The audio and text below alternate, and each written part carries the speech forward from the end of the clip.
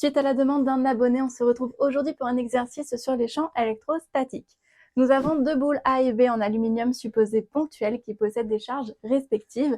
QA est égal à moins 2 fois 10 puissance moins 2 nanocoulombs, QB est égal à 6 fois 10 puissance 2 nanocoulombs, et nous avons la distance entre ces deux boules qui est de 10 cm. Il nous faut calculer la valeur de la force électrostatique exercée par la boule A sur la boule B. C'est parti. Donc pour calculer cette force, il nous faut appliquer la formule K fois QA fois QB en valeur absolue divisé par la distance au carré.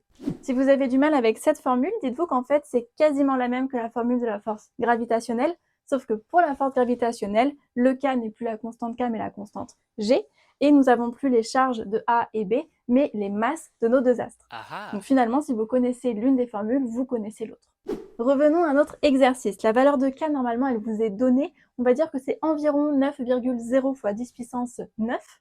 Et ensuite, nous trouvons les valeurs de QA et QB dans l'énoncé. Et attention, ici, elles sont données en nanocoulombs. Ici, il faut impérativement tout mettre en coulombs. On va donc multiplier par 10 puissance moins 9 pour passer des nanocoulombs au coulomb. Effectivement, nous avons d'abord notre unité de base, milli, micro, nano, si je compte toutes les 10 puissance moins 3. Donc milli 10 puissance moins 3, micro 10 puissance moins 6 et nano 10 puissance moins 9. Ensuite, ici, nous avons 10 cm qu'il faudra du coup mettre en mètres. Et donc là, on fera fois 10 puissance moins 2.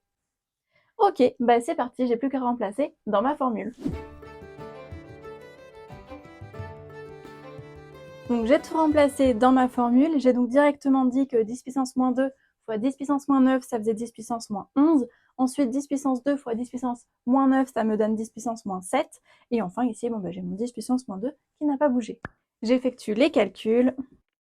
Et voici ce que l'on obtient. Si tu as des questions, n'hésite pas à les mettre en commentaire. Si tu veux voir des exercices plus spécifiques, n'hésite pas non plus à me donner plein d'informations ou à même à m'envoyer un message en MP avec des photos ou des liens vers des exercices que tu n'arrives pas à faire. Et je vous dis à bientôt pour une prochaine vidéo.